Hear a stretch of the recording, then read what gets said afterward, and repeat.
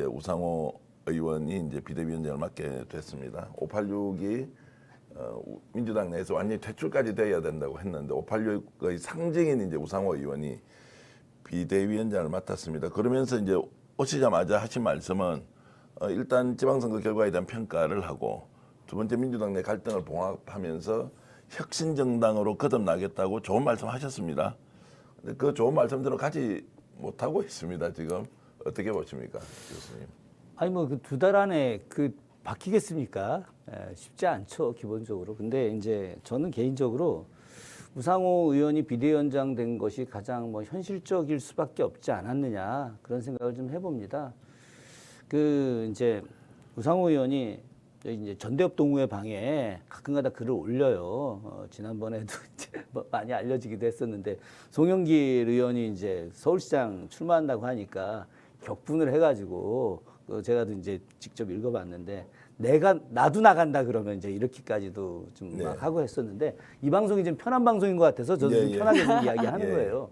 근데 저는 개인적으로 그 안민석 의원이 이번에 혁신위원장 관련해 갖고 강금실 전 그 법무부 장관 이렇게 좀 하게 하면 어떻겠느냐라고 하는 제안을 한 적이 있었었는데 그 안을 보고서 금실이 누나 정도면 되겠네 막 이제 우리 그런 얘기 했는데 그럼에도 불구하고 저는 개인적으로 우상호 의원이 될 거라고 생각을 했어요. 왜 그러냐면 이분이 일단 인품이 좋고 그리고 여러 사람들을 포용하는 안도 좋고 특히나 이제 그 불출마 선언하지 않았습니까?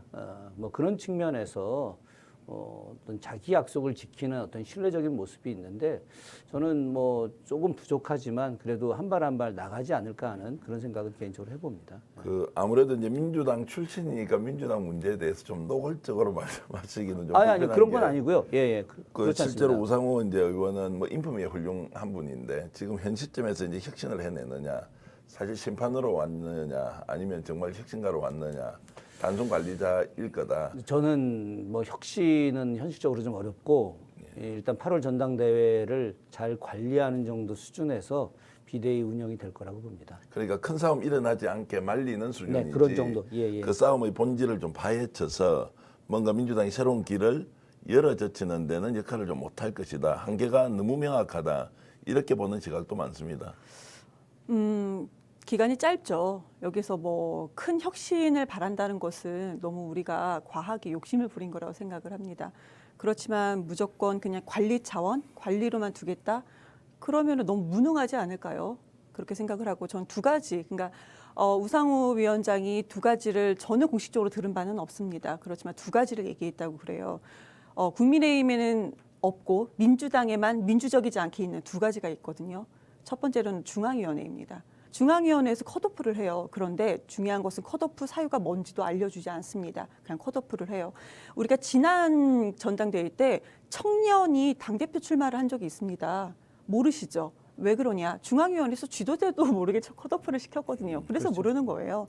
그러니까 컷오프 이 제도를 그 비공식적으로 하는 비공식적으로 하는 중앙위원회가 우리가 없어진다. 첫 번째 하나. 두 번째는 뭐냐면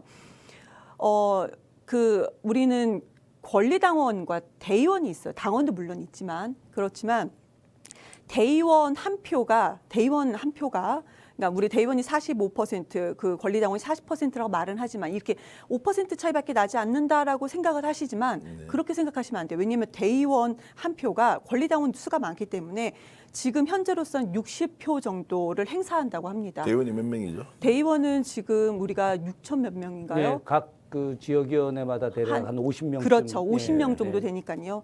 그러니까 대의원 한 표당 권리당원이 저희가 뭐 69만 명 그리고 80만 명 사이에 지금 이렇게 권리당원은 이제 매달 1,000원씩 지금 내고 있는 1,000원씩 6개월 이상을 6개월 내신 납부해야 분들. 권리당원으로 자동으로 이제 그러니까 권리가 내가 표 생기는 거죠. 행사하기 이전에 6개월 전에 그 이제 매달 1,000원이나 2,000원씩 그걸 꾸준히 납입하신 분들이 이제 권리당원인데 이 권리당원이 40%라고 하지만 그러니까 대의원 한 표와 권리당원 60명이 한마디로 1대1 비율이 되는 거거든요. 그러니까 이렇게 대의원이 너무 과대표된다. 이게 지금 두 가지를 없앤다라고 저는 비공식적으로 들었습니다. 이거는 정말 민주당이라는 이름만 걸고 민주적이지 않은 거잖아요. 국민의힘 없습니다. 이런 부분. 없기 때문에 이준석 같은 당대표가 청년 당대표가 나올 수가 있는 것이고요. 물론 이준석 대표가 지금 뭐 잘했느냐 그건 아닙니다. 그렇지만 도전할 수 있고 기회가 열리는 건데 우리는 없다. 근데 이걸 없앤다고 했는데 만약에 지금 인수위원장으로 있을 아니 그 지금 우리 뭐죠? 비대위원장 비대위원장이 있는 동안에 약속했던 이 두 가지를 한다면 정말 많이 한 것이다. 그런데 최소한 이 둘 중에 하나만 해도 괜찮다. 그렇지만 이거 두 개 다 본인이 말을 하셨다고 저는 들었는데 이것도 하지 않고 서로 우리 워크숍을 한다고 그래요. 국회의원들 워크숍 모여서 그리고 이제 원외위원장들 워크숍을 한다고 하는데 이 워크숍에서 그냥 얘기만 듣고 그냥 의견 수렴만 하겠다. 이 정도로 끝내면은요. 민주당 앞으로 더 시끄러워질 거라고 생각합니다. 당 내에서는 저 문제가 굉장히 중요한 문제일지 모르지만 국민들은 뭐 탁 가슴에 와닿는 주제는 좀 아닌 것 같아서 그런데 그것도 지금 비민주적 요소니까 어떤 식으로든 해결해야 한다. 저 짧게 말씀드리면 이게 왜 중요하냐면 당원들이 내 표가 행사됐을 때 이게 어느 정도 능력을 발휘할 수 있느냐입니다. 네. 그러니까 민주당의 주인은 당원입니다. 말은 그렇게 하면서 실제로 주인은 대의원이었고 국회의원이었고 중앙위원회였다는 것입니다. 그래서 이 부분이 분명히 우리는 이거를 깨야 된다라는 것이 혁신이죠. 간단히 질문을 드리면 그러면 지금 대의원은 누가 선정합니까?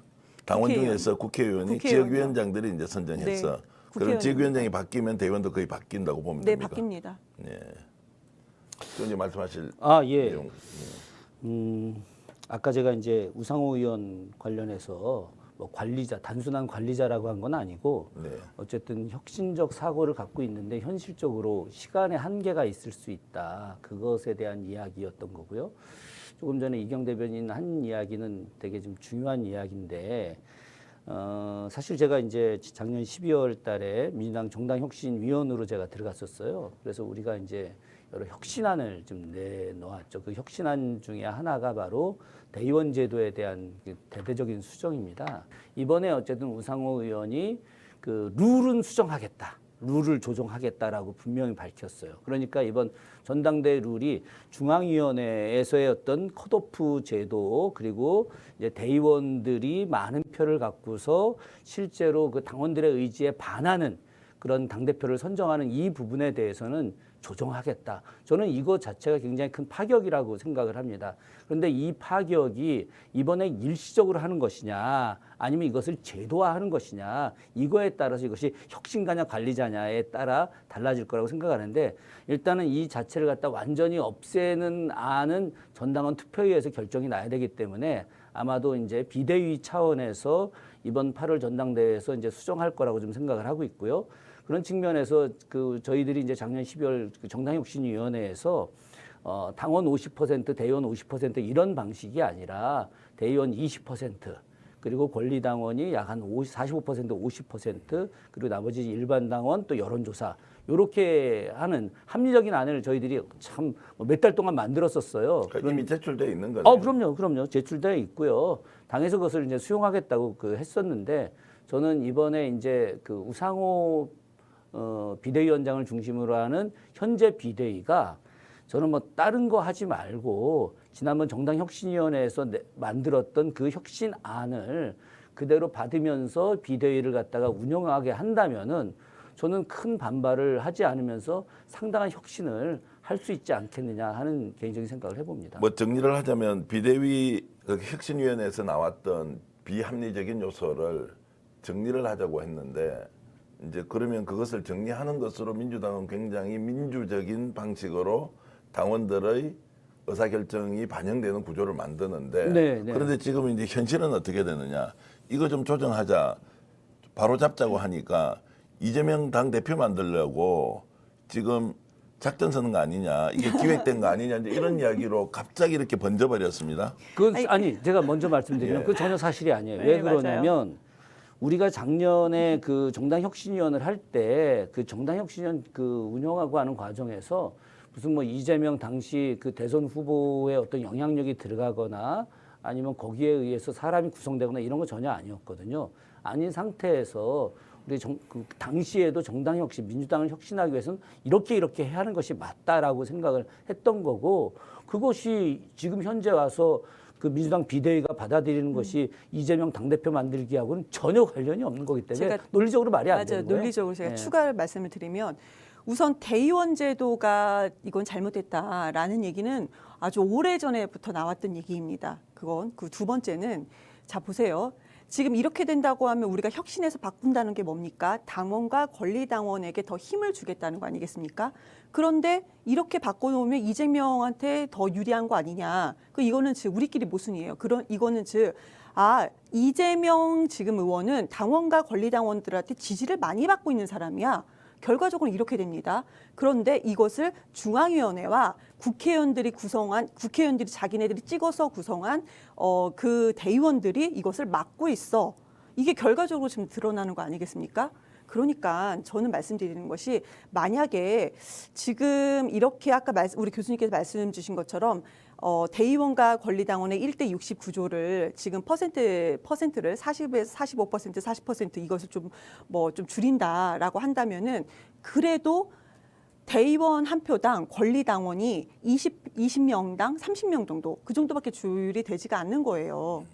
그런데 만약에 그것만 이번에만 바꾼다. 만약에 이것을 이번에만 바꾼다라는 거 한다면 오히려 저는 이재명 위해서 지금 아까 말씀드린 것처럼 당원과 권리당원들에게 이재명이 더 지지를 많이 받으니까 이재명 위해서 이번에만 살짝 이 룰만 살짝 바꿔놓는 거 아니야? 이런 또 비판이 있을 수가 있는 거죠.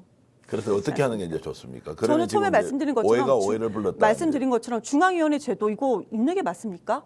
저는 모르겠어요. 이 컷오프 제도 중앙위원회 저는 누군지 모른다 말씀드렸잖아요.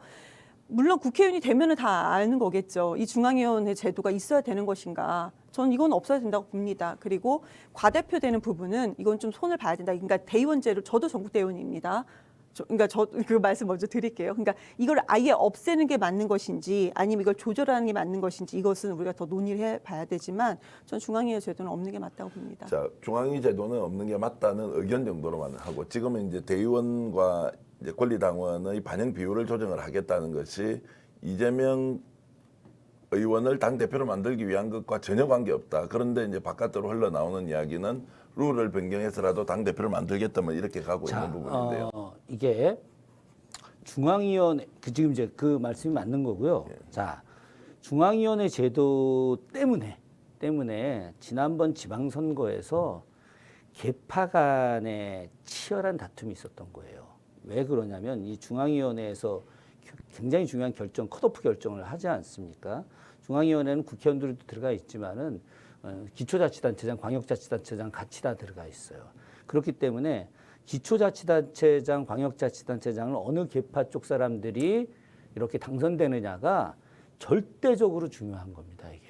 그러다 보니까 각 도당이 어떤 특정 계파 쪽에 이렇게 집중돼 있고 그래서 그 도당이 어떻게 해서든지 특정 계파에 있는 사람들을 기초자치단 후보로 만들려고 하는 거예요. 이 사람이 당선 가능성이 더 있든 없든 그게 중요한 게 아니에요.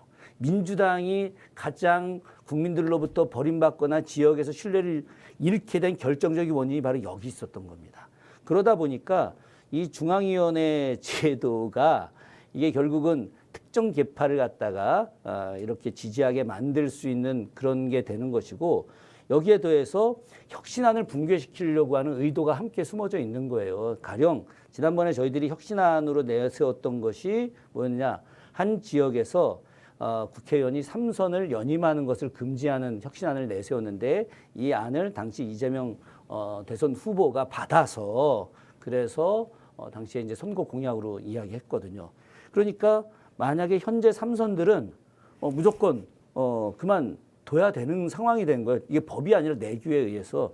그래서 제가 이제 개인적으로 제일 친한 국회의원 중에 한 명이 안민석 의원인데 민석 형한테 내가 물어봤어요. 오선이시잖아요. 예, 그래서 형 이번에 당대표 선거에 그 누구 밀까 그랬더니 당연히 이재명이지. 그래서 형 이재명 되면은 형부터 못 나가게 할 텐데 그랬더니 그 인간은 그러고도 남지. 아마 정성호하고 나를 제일 먼저 날릴 거야 그러더라고. 이제 농담 삼아. 근데 만약에 그게 맞다면은 자기는 그렇게 하겠다는 거죠.